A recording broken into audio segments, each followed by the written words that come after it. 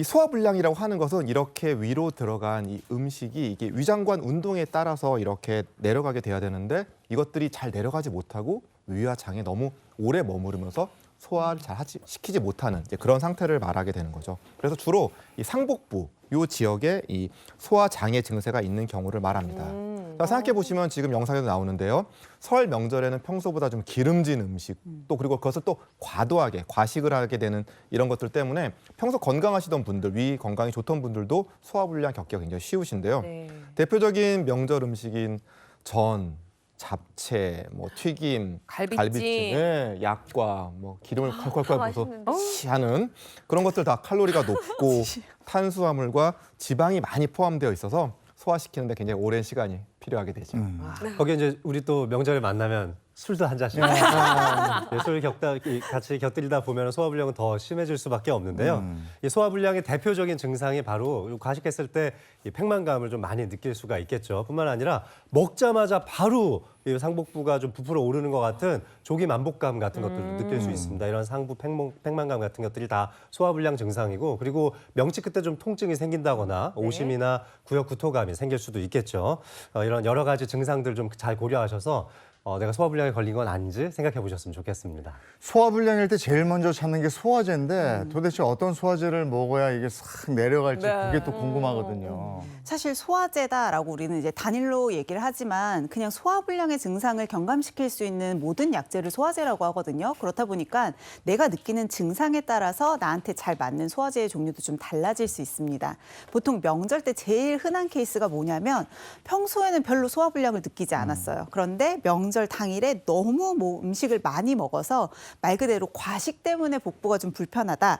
요 가스도 좀 찬 것 같다. 이런 느낌이 드셨을 때는 소화효소제를 드시면 도움이 됩니다.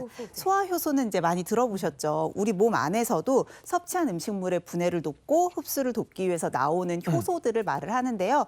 실제로 평소에는 내 몸 안에서 나오는 효소들만으로도 충분했지만 너무 과식을 했을 때는 이게 부족하니까 소화효소제를 통해서 외부에서 이런 소화효소를 더 넣어주면 과하게 많이 들어간 음식을 빠르게 분해해서 조금 더 불편한 증상들을 경감시킬 수 있습니다. 또 알약 드시기 좀 어려우신 분들 간혹 보면은 알약을 이렇게 막 파서 네, 드시거나 바로 아이들한테도 또 그렇게 제공해 주시는 분들도 간혹 보곤 하는데요.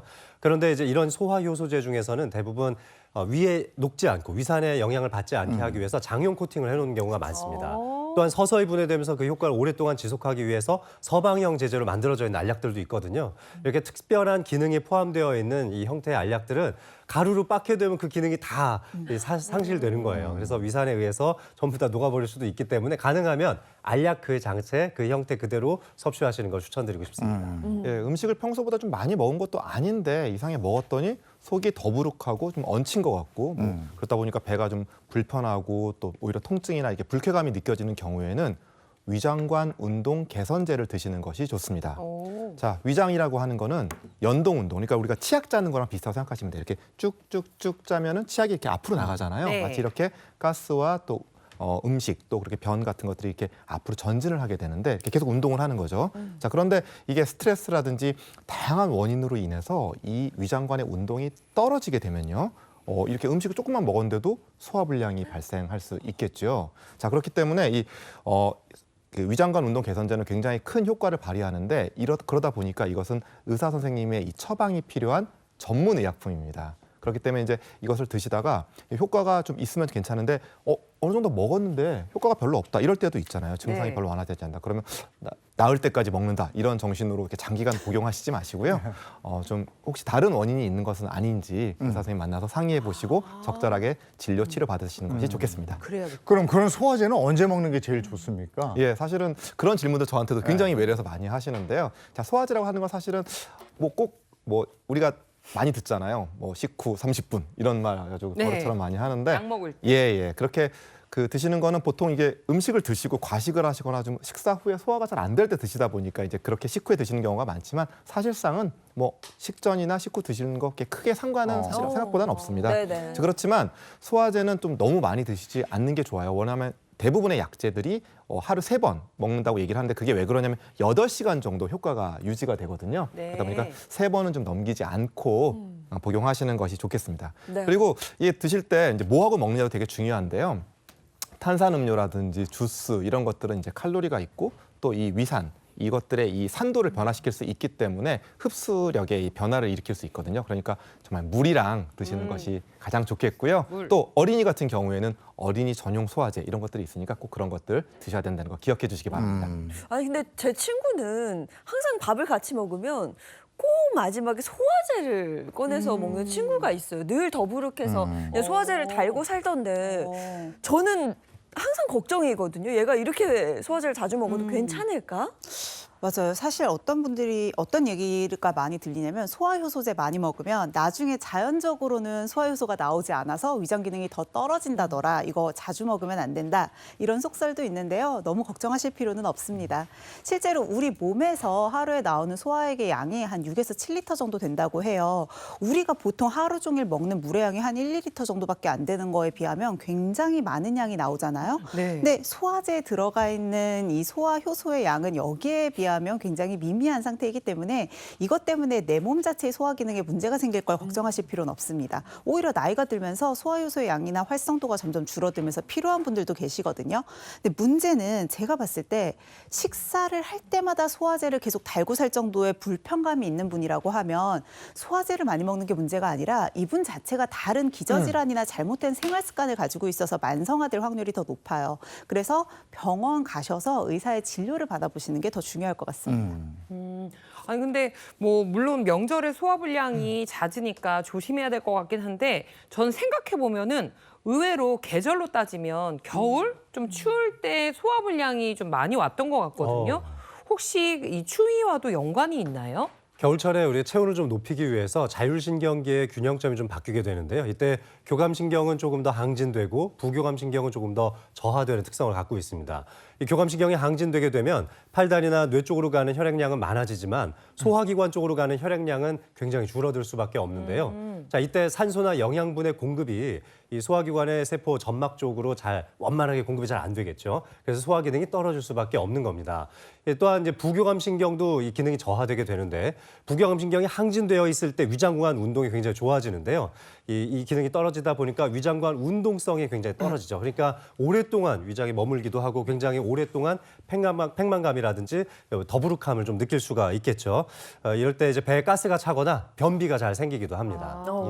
자, 여기서 굉장히 중요한 게 하나 있는데요. 뭐냐면 자, 이 소화불량이 생겼어요. 자, 그러면 이것이 단순히 그냥 내가 음식을 평소보다 많이 먹어서 또는 나의 장운동 기능이 평소보다 좀 떨어져서 이렇게 온다라고 이렇게 쉽게 생각하실 수도 있고 또 실제로 그런 경우도 많이 있지만 알고 보니 내가 느끼는 이 소화불량이 위장관 운동의 저하가 아니라 다른 장기의 문제나 다른 장기의 질환 때문에 올 수도 있다는 점입니다.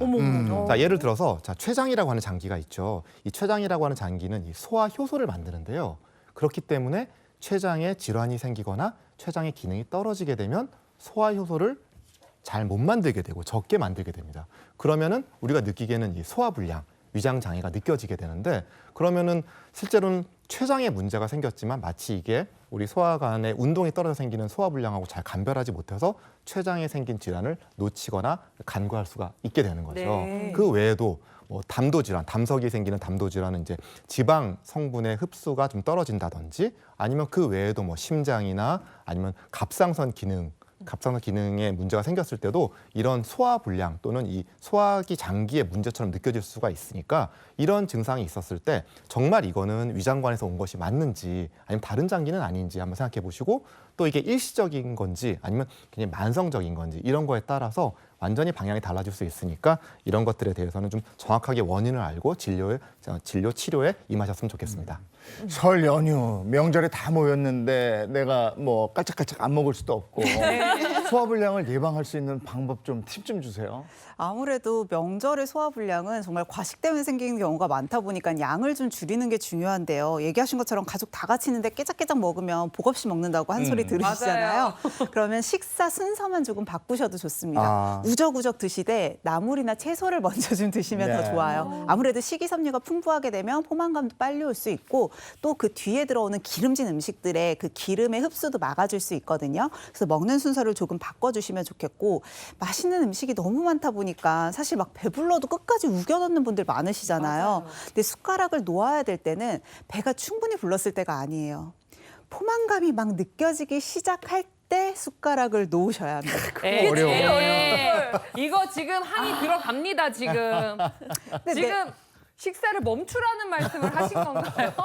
아니, 그쵸. 지금 먹을 게 얼마나 많은데 이제 남을 먼저 먹으라면서요. 먹었어요. 아직 지금 잡채 남았다고요. 갈비찜 남았다고요. 전 남았다고요. 이거 어떻게 해요? 왜 이렇게 화가 났어요? 아니 식사를 멈추라잖아. 사실 그게 제일 어렵긴 해요. 안 먹으면 안 먹지 먹다가 내려놓는 게 좀 맞아요. 어렵긴 한데 힘들어요. 근데 제가 아예 멈추고 오늘 식사 끝 이걸 말씀드리는 게 아니라요. 그러니까 한 번에 너무 많이 드시는 것보단 만약에 같은 양을 드실 거라고 해도 차라리 여러 차례에 걸쳐서 나눠 드시는 게 낫다는 거죠. 그리고 이렇게 식사를 한 번 하신 다음에는 아까 희경 씨 얘기하신 것처럼 이렇게 누워있지 마시고요. 네. 몸을 좀 움직이고 가볍게 산책을 한다거나 하시면 살도 덜 찌고 소화불량까지도 예방할 수 있습니다. 네. 아니 그럼 소화불량일 때는 딱 음식 먹는 거를 멈춰야 돼요? 아니면 소화가 좀 잘 되는 음식으로 도움을 줄 수 있는 음식으로 조금이라도 먹는 게 나은가요? 위장에 음식이 꽉 찼으면은 비워질 때까지 기다리셔야죠. 어떻게 안 되겠니? 위장에 머무는 시간이 3시간에서 6시간이라고 했잖아요. 그러니까 한 대여섯 시간 정도 시간 간격을 드시고 드셔주시면 좋을 것 같고요. 그리고 또 식이섬유가 많은 음식들 같이 섭취해주면 굉장히 소화에 도움이 되는데 뭐 해조류에 김이나 미역, 다시마 같은 것들 같이 섭취해주시면 참 좋을 것 같습니다. 이뿐만 아니라 채소 종류도 상당히 좋은데 뭐 양배추나 상추, 또 고구마, 그리고 사과, 또 키위도 되게 좋다고 하잖아요. 맞아요. 바나나 맞아요. 같은 것들 이런 것들 과일과 채소도 식이섬유가 많이 들어있으니까 이 수분도 좀 풍부하게 들어있어서 원활하게 소화 기능을 유지시켜주는데 도움이 되고 또 공복에 물을 좀 드셔보세요. 그게 제일 맛이 없던데. 음식을 적게 먹기 위해서 그런 게 아니고 네. 음식 식사 좀 하기에 한 30-40분 정도 전에 공복에 물을 좀 한 잔 정도 드시면은 위장관 운동을 좀 촉진할 수 있기 때문에 또 물은 금방 내려가거든요. 그래서 드실 수 있는 음식량이 줄진 않으니까 네, 그렇게 해서 물을 먼저 좀 드시고 식사 임하시면 좋겠습니다.